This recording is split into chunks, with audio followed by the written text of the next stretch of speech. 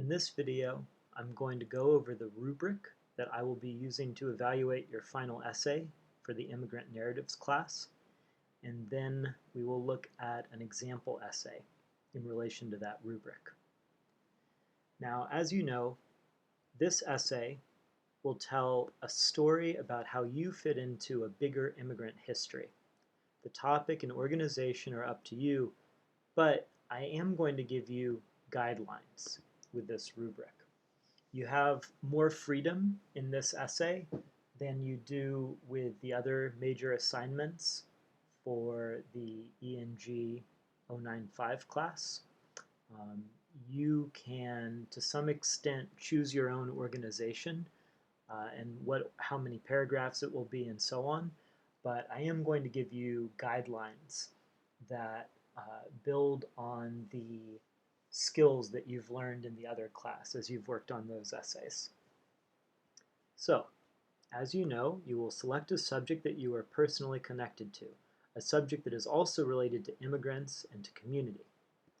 You will include some history about this subject before you became involved with it, as well as your own present involvement with the subject, and something about your own future goals or plans as connected with the subject. That's the past, present, future part. The order in which you tell this story is up to you, but make sure that the organization makes sense and that each paragraph is focused on one topic so your reader understands everything. In addition, you're going to use your narrative and descriptive skills to make this essay interesting. So, here's how I'll actually be evaluating it and assigning points. First of all, we've got the basics. The essay needs to be long enough. It needs to be 2 or more double-spaced pages and at least 5 paragraphs long. Now, this is probably going to be a more substantial essay than any of the ones that you've written in the other class. So it will probably make sense for this to be more than 5 paragraphs long, but it has to be at least 5 paragraphs. In addition, the essay has to focus on one subject throughout, whatever that subject is that's related to immigrants in the U.S. That could be, the Brazilian community in Boston, or it could be the mosque in Roxbury. Whatever the subject is, you need to stay focused on it through the whole essay. Then you've got past, present, future community. The essay has to include substantial discussion of a few different things. Substantial discussion of the subject's past, including a time before you encountered the subject. So if you started going to the mosque in 2015, you need to include some history from before that time. And you can talk about the history using research online, looking at news articles or the organization's website or whatever. And you can also do interviews with people who are familiar with the subject. It's up to you.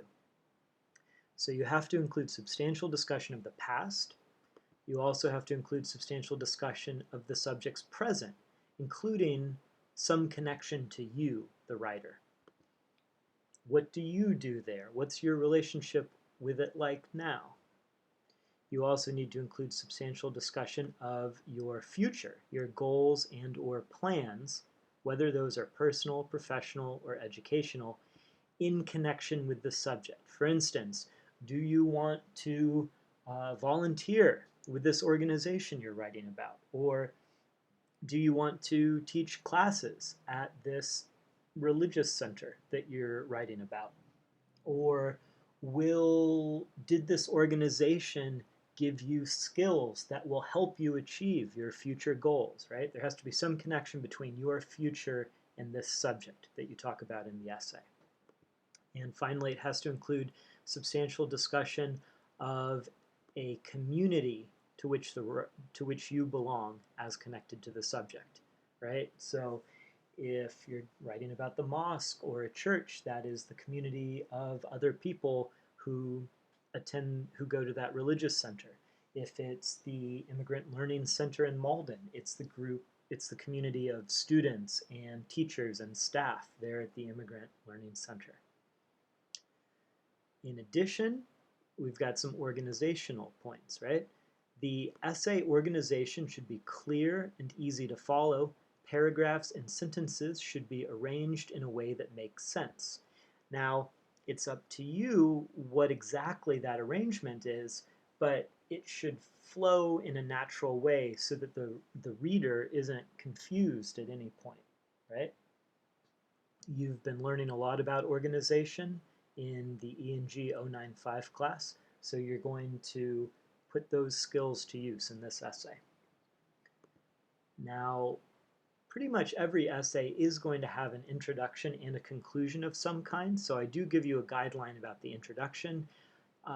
You need to begin it with a hook, and you need to include some relevant background information, including just what the subject is.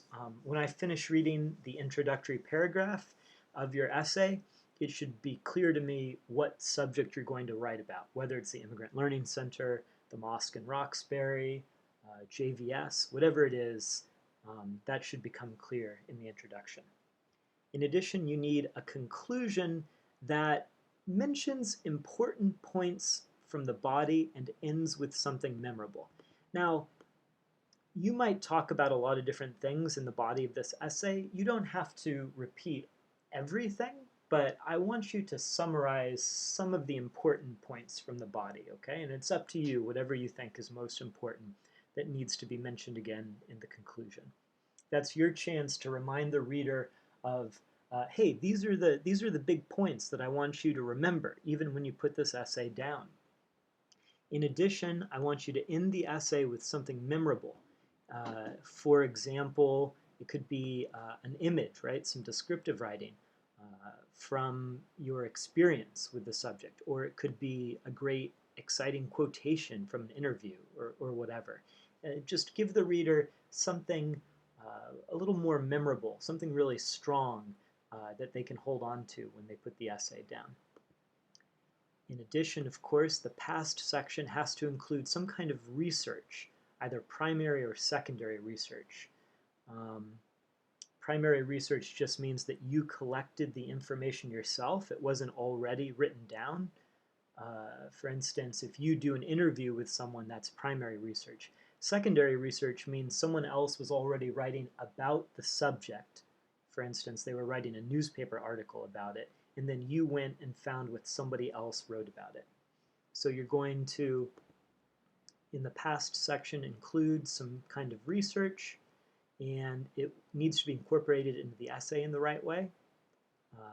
And I will talk to you more about how to incorporate research into your essay, how to make sure that you're putting it in the correct format.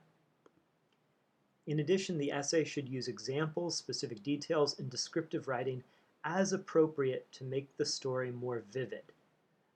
You know, as always, I want you to be specific and to make this subject come alive for your reader by using the skills that you've been working on in the other class and in this class. Okay? But it's up to you to decide where the right places are to use those. So use them as appropriate to make the story more vivid. In addition, of course, I want you to use the appropriate signal words and phrases throughout the essay just to make things clear and keep the reader oriented. I also want you to, you know, take time to carefully edit this essay and just do your best to make it as clear as possible. Make sure there are no big mistakes, big misspellings that you can easily correct.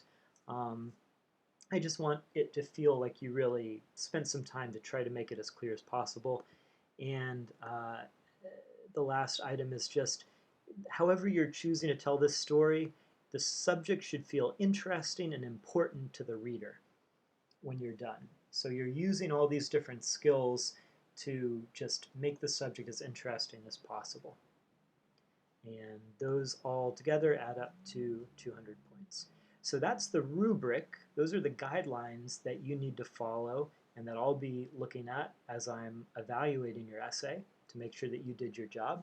And now let's look briefly at an example final essay, just to see how it all fits in. So the introduction had to start with a hook, right? That's part of the rubric. The hook that this author chose was Brazilians are everywhere in the US, especially the Boston area. If you pay attention around here, you're probably going to see the combination of green, yellow, and blue. Guess what? A mix of color from a Brazilian flag.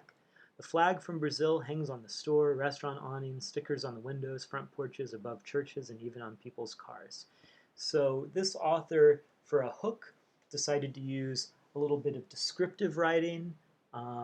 There's also a rhetorical question where you ask the reader a question. Hey, guess what? What is that? I'll tell you, it's a mix of color from the Brazilian flag. So that's how the writer chose to capture the reader's attention and make them interested in continuing to read. Why are there so many Brazilian flags in this country that is not Brazil? Well, that's what this essay is going to be about.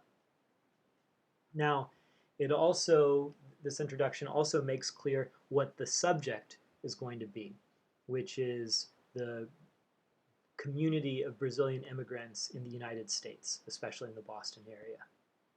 Okay, so it is following the rubric that way. The introduction has a hook and relevant background information, including what the subject is. From there, the writer moves on to give their personal history. I'm from Brazil. I was born in 1994 in this town in Brazil. When I was 1 year old, my father decided to come to the US. And then when I was a 1 year old, I came to the United States with my mother. The first place where we lived at Broadway was in Somerville in a small apartment. My mother was a babysitter at home, and my father worked overnight cleaning supermarkets. So, this is including substantial discussion of the subject's past, rather. It's including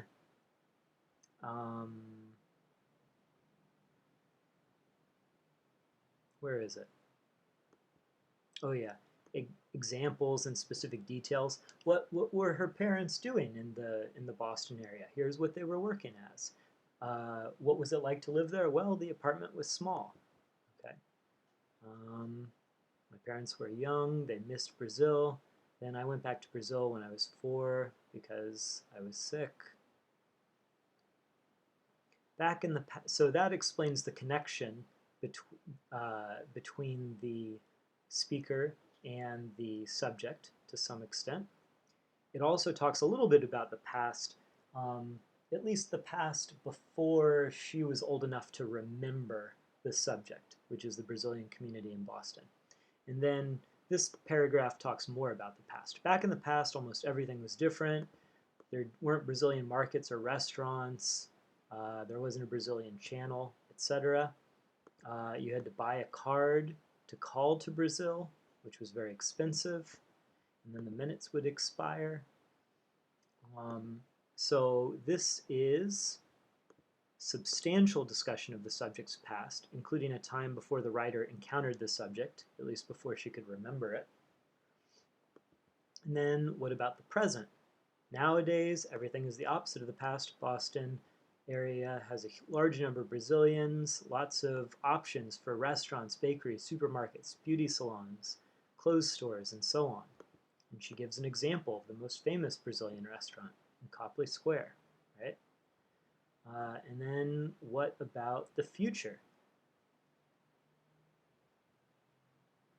One of the benefits of the Brazilian community growing so fast is I can feel more at home. I have so many goals to achieve in the future. For instance, to get a PhD in psychology. I think that I can help and support my mother and my family as they need it. Moreover, I would like to be involved with volunteering for the Brazilian community and other immigrant communities. So, there we have discussion of the writer's future as connected to the subject.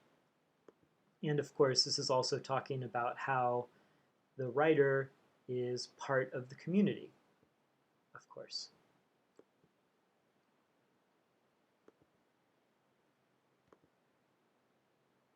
And that's the last paragraph. So the writer has, chosen this particular order to put the paragraphs in. She could have chosen a different order, but everything flows together and makes sense, right? So here's a paragraph about Brazilians. The Brazilian flag, there's so many in the Boston area. That's the subject. Here's her own connection to the Boston community. She came here when she was little, and then she went back for a while. And that's the job that her parents did. Here's what her parents say about the past in Brazil. Here's what the community is like now. It makes life easier here, makes Brazilians more involved with their roots. There's a big influence of Brazilians in the Boston area. That paragraph's a little short. I don't know if that needed to be a paragraph by itself, but anyway, it makes sense to have that information there. And then she goes on to the future, right, and talks about her own goals in relation to the community. And this is also the conclusion. Maybe she could have separated this into 2 paragraphs, but she talks about the future, and then she ends with a memorable quote. All things considered, of everything I've done here and I will still do, the sensation of living here is an ambivalent feeling, by which I mean half of my heart lives here and the other half lives in Brazil. So that's a quotation or a saying about what it means to be a Brazilian immigrant who lives somewhere else. Half of my heart lives here and half lives there. It's a memorable quotation, and that is how she, whoops, don't look at that. That's how she chooses to end the essay, with something memorable. And of course she used transitions throughout.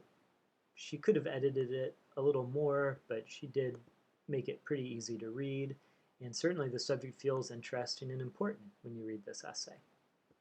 So that's just one example of how an essay can do a good job of fulfilling this rubric that I am giving you to guide you as you write your final essay for the Immigrant Narratives class.